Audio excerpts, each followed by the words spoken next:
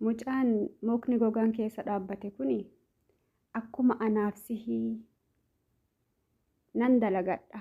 Jireenya kiyya fooyyeffadha. Maatii kiyya rakkoo irraa baasa jedhee biyyaa bahe malee qaama rabbiin hafuura ittiin haa baafatuuf nu uume kana mukni gogaan na keessa dhaabbata illee biyyaan baane. Namni tokko odoo rakkoo namarra gahu beekee biyya ofiitiin bahu haadhaaf abbaa ofii biraa hin bahu. Mucaan kun daangaa keessan tuqee isin hin xuyne. Maatii keessan dhufee nibrata keessan isin hin zarafne. Zarii teessan hin ajjeefne. Miskiina garaa deemu qabdanii muka gogaa tafa rabbiin hafuura uume keessa keettani. Qaama keenya kana miilarraa hangamata.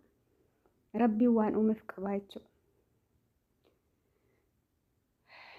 Namni miskiin akkana gootu kun nyaattu odomaa nyaattu beelahi. Odomaa dhugdu dheebbadhu. Firaasha irra gachiiftu hirribni sin qabin koree sitti haa ta'u firaashni irra raftu. Wallaahi keessa kiyyan na guba ta'anii Oromoon akkana wal gootee argu jechuudha. Ilaalimee Oromoo. Gaafa haati tiyya amma fakkeenyaaf buleen kiyya gurgabbahanii nyaata kana diddee bira teetti haati tiyya tuni. Maalii yoo ani jedhuuni yaa intala tiyya barii garaan ittiin dhalanii fi garaan midhaanii tokkoo miti naan jedhan. Indee akkami akkana jette haati tiyya garaan kun tokkichumaan jedha beektani. Amman arge garuu hanga dhale jechuudha.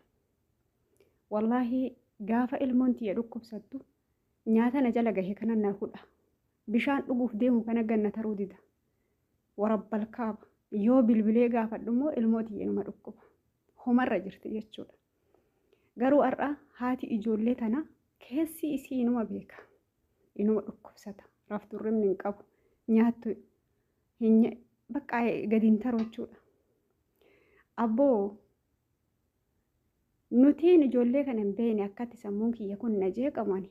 Haati ilmoo tanaa akkuma taatiin jedha bara. Fakkeenya waan anarra gahuu hin feene waan sirra gahuu hin feene maaliif ilmoo namaarra dalayname. Amma gocha kana odoo narra gahee qaamni kiyya kun na danda'a jedhii yaadime. Odoo anatti akkana godhanii ani danda'a.